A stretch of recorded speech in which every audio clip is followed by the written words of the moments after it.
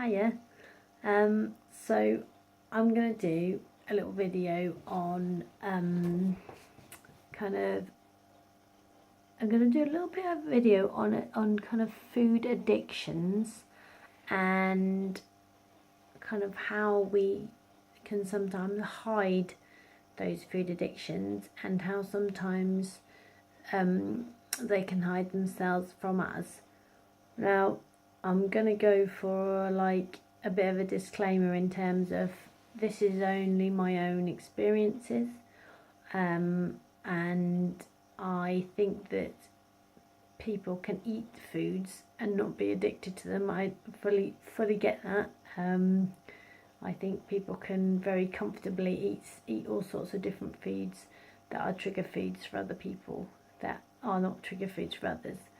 So I'm only going to talk about my own way in which I eat. Well, let's say my own way in which I used to eat, to be positive, don't theoretically don't eat like that anymore. But my challenges within those. So I've done myself just a very brief little kind of piece of paper here, just some jotting kind of ideas, and then we'll kind of see how this goes, because it's quite a big subject. So I've kind of written down, first of all, like a addictions or coping strategies. Now I think I'm going to focus mostly on sugar, just because I think personally that was probably one of the biggest ones for me. This week I've cut out sugar and I can really feel the complete lack of cravings for things.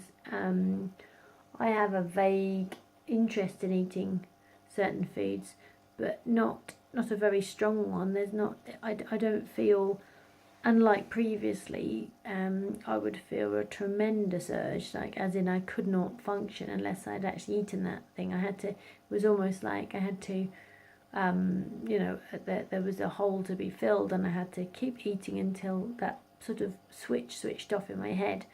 And I haven't felt that this week. I thought it might be harder to do, and it probably is. I probably haven't got to the hard bit, but it seems to have gone okay.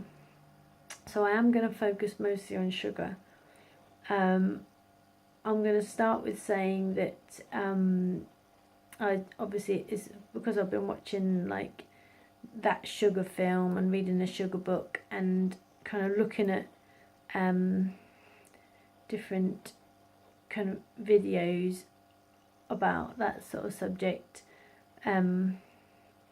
So sugar is one of those things that is deeply ingrained in our society, and that it's perfectly normal to eat it. I mean, some people say that sugar is an addictive substance, which has kind of been said that it is. I am testing out personally whether that's an addictive thing for me. It might not be addictive. It might be just something I've got used to eating, or other people might find it fine. But it certainly was always a pull for me, and it's hard because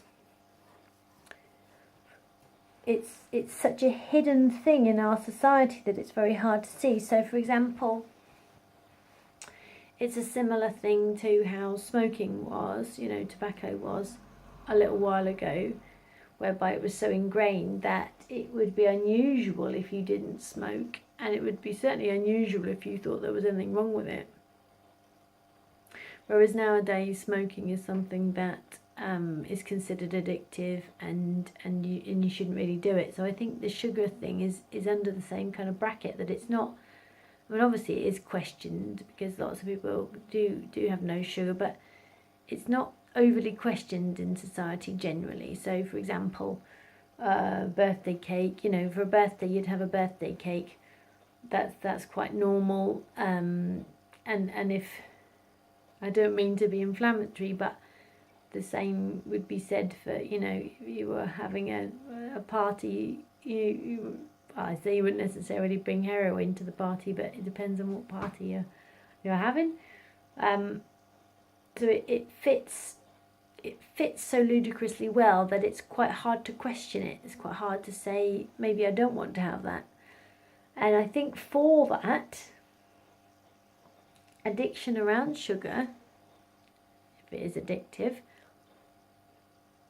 becomes incredibly hidden, and very squashed down in your head, in terms of it's got layers upon layers upon layers upon layers over the top, so that you can't see when it's getting you. And I think that's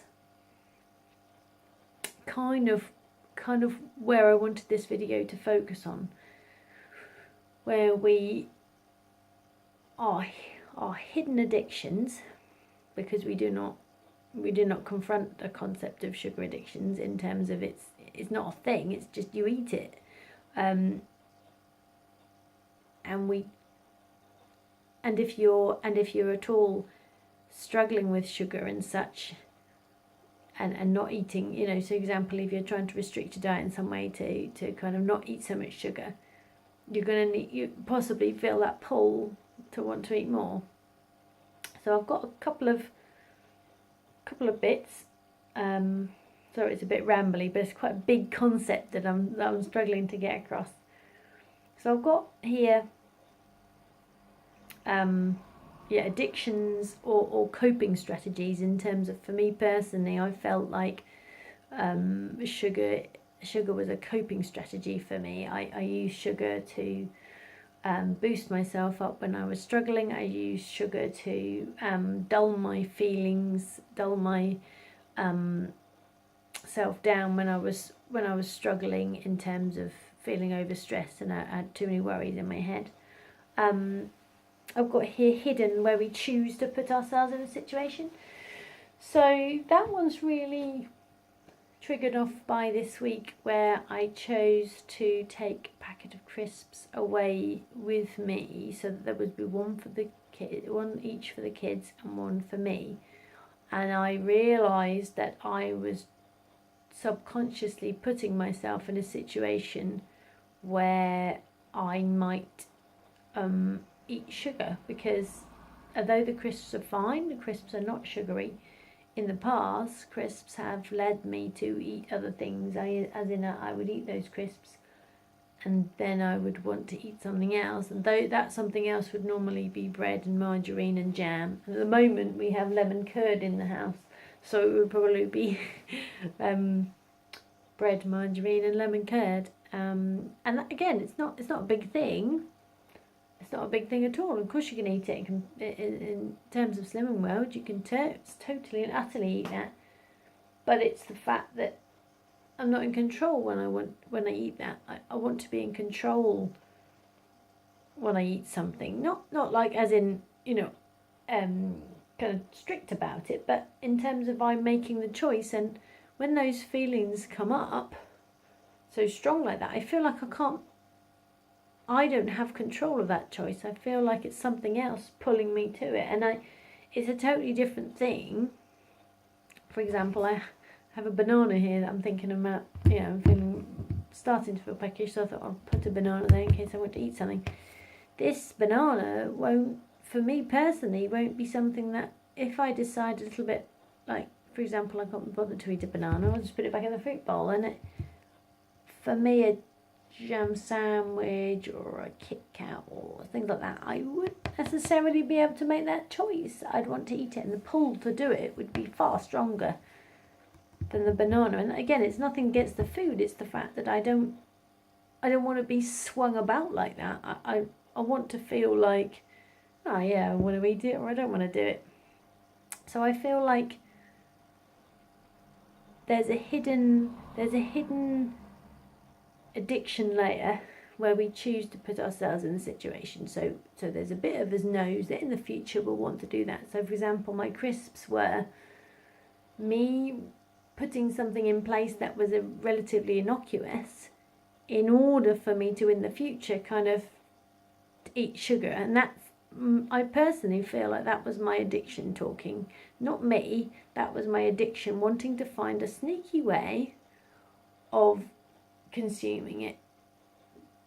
Obviously, I gave the crisps away just because I didn't really miss the crisps, and I got back and I had a nectarine and I was back on my normal plan. It wasn't a big deal.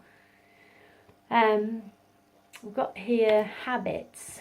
So, for example, tea, which means having a biscuit, for example. I mean, that doesn't overly happen with me. However, it certainly used to being having a hot drink, like having a hot coffee with ginger nuts and things like that, and it feeling like that was a thing I deserved, or that was a thing I wanted. It made me feel good. So, and what's wrong with it? There's nothing wrong with having a biscuit with a hot drink, and all of that kind of stuff, where your brain is telling you there's nothing wrong with this. Of course, this is quite a natural thing. This is what I would have done with my mum. Hey, that I have some friends over. Let's have a cup of tea with some biscuits. It's coffee morning. Let's have some cake with that. And those types of things where, on the surface, there's nothing wrong with it, but in reality, for me personally, that's just a way of giving yourself, or giving myself my kind of drug of choice. That's just because what's wrong with just having a hot drink? There's nothing wrong with that. And I mean, certainly from this viewpoint here, where I'm a week beyond sugar, it's almost like I can't think of even doing that to myself anymore, just because I know it's like, the thing is not tasty enough to, to warrant the swings and roundabouts of sugar addiction or sugar cravings. And comfort and familiarity. So we associate things with comfort and familiarity, and that keeps us from thinking that we're addicted to it. In terms of, say for example, the way in which we sometimes, if people smoke, it's about, say for example, okay, so you got your example where maybe you're smoking and you go outside for a cigarette, like a cigarette break, and you're smoking with others around you and you're having a chat, and maybe it's a bit chilly out there, so you're all, you're all kind of being there huddled in your coats, and it's kind of like it's almost like a meeting place. So you're almost disguising your addiction with comfort and familiarity, so therefore it doesn't feel like you're addicted to it. It feels like you're just after some comfort. It feels like it's a thing. This is just a natural process. I would do this, this is what we're doing. And I think that's the bit where you're hiding your addictions in the way that your brain's thinking you're doing something else, rather than just being addicted to it. It's the same, but it's being shrouded with other things. Another thing I've written here is we identify with the addiction. So that is where we identify with that part of it. So for example, we might say something like,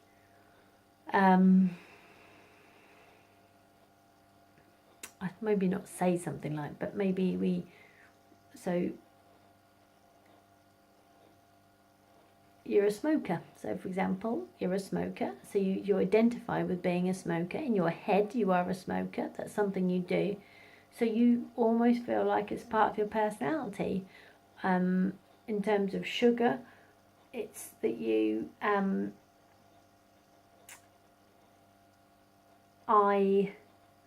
would eat, say when I used to eat quite a lot of sugar, I would have Kit Kats.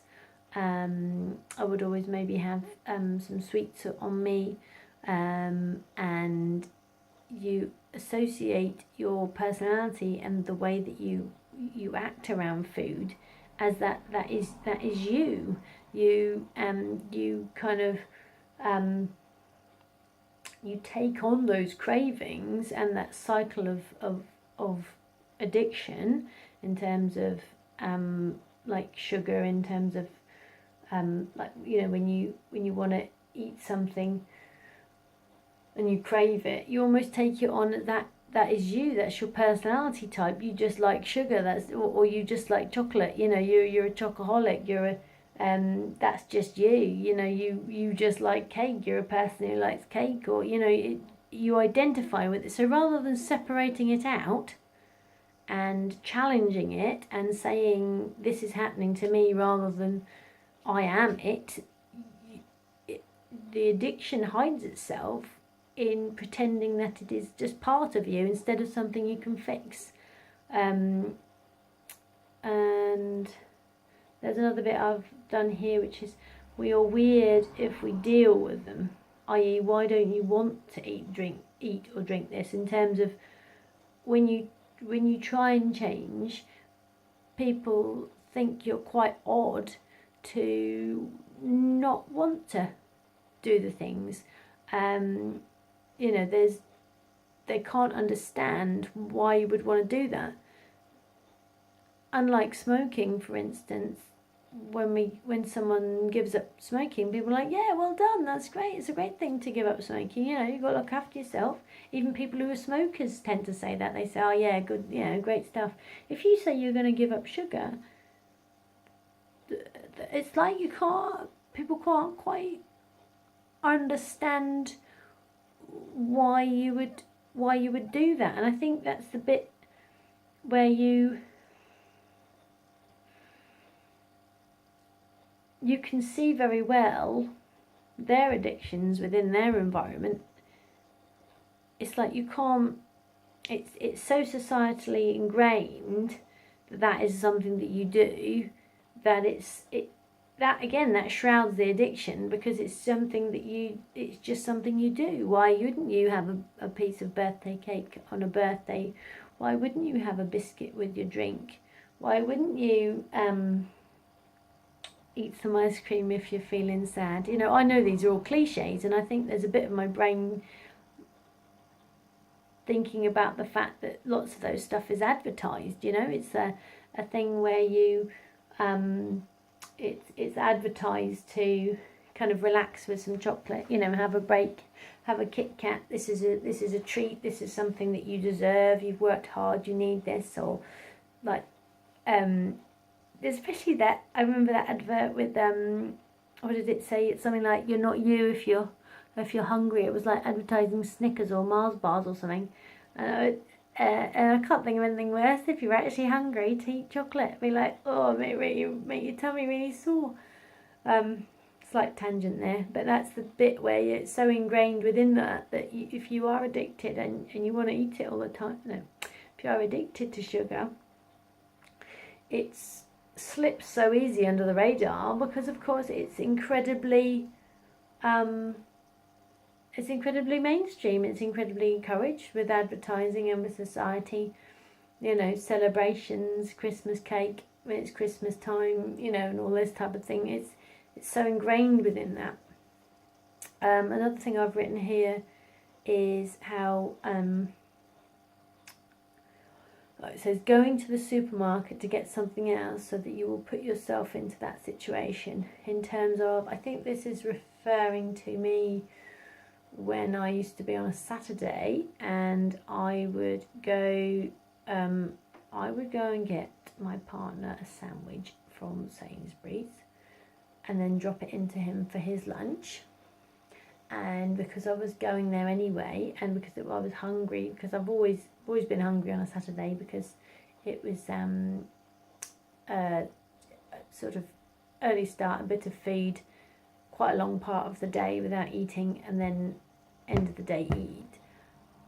I would sometimes buy stuff, crisps, sandwich, those types of things to eat in the car, and then I would, but obviously in secret eating in that way. So my addiction would be that I would go to the supermarket to get those sandwiches so that I could put myself in a situation of wanting the other stuff. I would, and I think now one way I've dealt with it is I make food, because I sort of batch cook. I cook the next, cook last. Say for example, I cooked last night's tea, and then the leftovers is today's lunch. So that's what I do on those days. Friday night evening meal is Saturday lunch, and I take that with me, so I don't have to go to Sainsbury's. I don't have to put myself in that situation. But my brain would love to find ways, and in fact, I think it was only last it was sort of a couple of weeks ago, I did find myself actually buying a kind of a baguette. Can't remember I didn't have crisps, I don't think, because the crisps start, the soreness of the mouth puts me off crisps now. I can't even kind of eat very many at all now. I think I can't remember what I had with it.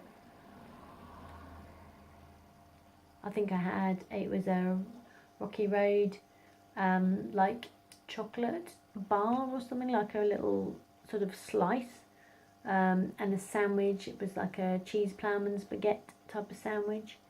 And that was me putting myself in a situation that, like, the bit of me wanted to put myself in. It wasn't, that was me being pulled to it, and not me being actually making a decision, oh, I'm hungry, what would I like to eat, And a bit of even done.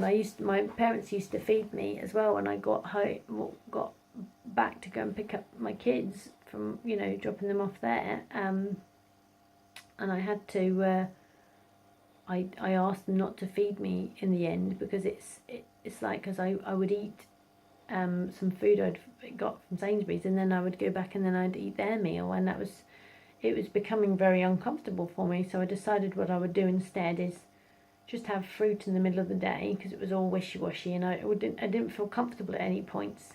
And I think that's why I overate, because I felt a bit uncomfortable with all the to-ing and fro-ing and everything. So I just have fruit in the middle of the day, and then wait for the end of the day and have a proper sit-down meal, and that sort of stops all of that business. But again, addiction, the bit where your brain wants to put you in a situation, as innocent as it may seem, puts you in a situation so that you can choose your trigger foods, choose your addiction foods. I've got written here, you deserve it. So the way that your brain speaks to you, and it tries to trick you. It says it's how you bond with your children. Maybe, you're cooking cakes. I often feel a bit guilty that I don't cook more cupcakes. I should be cooking fairy cakes and all that kind of stuff with them. And realistically, I know that that's not gonna do anything. It's gonna mean I end up eating fairy cakes, which is, I probably want to eat fairy cakes. That's why I think, well, you should cook more cupcakes with your children, because there's a bit of my brain wants to cook them, so I'll eat them. I mean, the kids don't even want to eat the cake, they only want to eat the icing top bit. So, there's other ways to bond with them that mean that I don't have to be cooking cakes, that I can then eat them. It's a birthday, with your brain kind of, excuse me. So, it's a special occasion. Why shouldn't I eat this cake? I'll feel bad if I don't eat the cake, because it's celebration. In the way that your brain, it's never as simple as your brain says, please can I have some sugar, and you say yes, certainly, here, have the sugar. Your brain is always thinking of very tricksy ways, because that's how addiction works. You try and convince yourself, and it's not obvious. It's not obvious at all. It's very, very, very, very, very hidden. And sometimes, like the crisps thing, where the crisps are innocuous, but it's going to lead on to something, and my brain knows that. It knows that this is the starting point, and if it can just get me to eat those, then it can have all the other stuff later. And I think the last point I've got here is how clever your brain is in trying to get what it wants. Thoughts infiltrating your brain and cloaked addict behaviour. That's what I was talking about there, where your brain tries to find a backdoor entrance into getting what it needs. It doesn't care how it gets what it needs. It's like it's the same way as when people are addicted to heroin and such, and it gets to the stage where people will steal to get money, to get the drugs, and it starts to overtake your life. I mean, I think I'm sure people can eat sugar very comfortably and not do these things. I'm sure that's the case, but I can't, and I hate the way that my brain infiltrates me. Like, I can't, it just allows me to have my brain space back. I'm hoping. I mean, this week's been great. This week's been really good. I've started to feel more kind of comfortable in my own head. I've started to feel like I trust myself better, because that's another horrible thing where you suddenly lose control and you feel like you can't trust yourself. You're like, you can't trust yourself around food, can't trust yourself around leftovers, and it's just a constant thing of not being able to trust yourself. So taking out the sugar element, which has been freakishly easy, it's weirding me out. I keep expecting to be caught out, and I might be caught out, but again, is that my brain just trying to make sure I am caught out so I can, it's tricky. It's a tricky subject. So that, I hope that I've touched even vaguely on some useful concepts within that. It's a big subject, and I certainly have not at all got loads and loads and loads of background knowledge on it. So it's just a few little bits that's just kind of come to the fore through over this process of looking at sugar and looking at the way that me as a sugar addict reacts around foods, and reacts around kind of comfort foods that aren't, so, because you can have comfort food in terms of the shepherd's pie, etc., and that's not the nature of addiction. That's just enjoyable food. There's layers within. So, right, I think that's it for me. I think that's about as much as I can talk about there, without running over and over and over the same stuff. I would be fascinated to know if anyone's got any kind of experiences of any of this. I would be fascinating to know if anyone's got some more information about how our brains work, any ideas about addictions and kind of how our brains can trick us into wanting things, and kind of thinking about how we can work out the difference between a trick that our brain is trying to do to us, or whether we actually want it. It's such a difficult thing that I would be fascinated to chat more about. So that's a big one, but thank you so much for listening. Thank you so much for taking the time out of your day to listen. This one's going to be about a half an hour one, so it's going to be a big one. But I think it's a fascinating subject. So I'm going to say thank you so much, guys, and lots of love, and I will see you next time. Goodbye.